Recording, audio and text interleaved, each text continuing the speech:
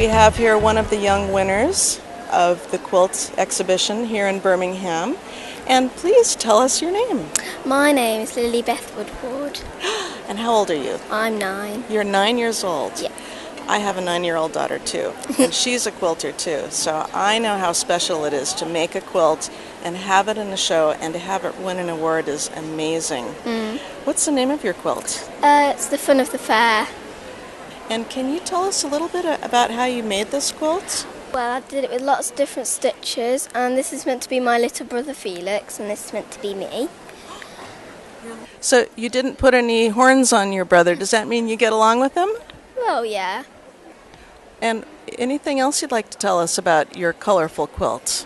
Well, this is made out of Angelina fibres, which is like sort of fibres, and then you put it on a stamp and you iron it. And this is like made out of different fabric, and yeah. I love what you've done with the multicolor yarns here on the side. Well, I didn't actually do that. That's just part of the fabric. Okay, that's interesting. So you just cut it up and pieced it in? Yeah. Great. And I love your circles, and that's the same thing. You bought a dot, a big polka dot, and cut it up and put it in, right? Yeah. Well, thank you so much for talking to us, and I hope that you go on to be a big, award-winning quilt maker. Good luck. Thank you. So, of course, next I had to snag Lily's grandmother, who helped to teach her how to sew and quilt. And I wanted to ask you, how did you go about teaching her to quilt, and what are you working on next? Oh, well, how did we go about it? Probably Granny's a bit bossy and said, would you like to have a go at this, didn't we? Yes? Done a few things before, haven't you? Done some sewing and tried to do some knitting? Yeah. Yes?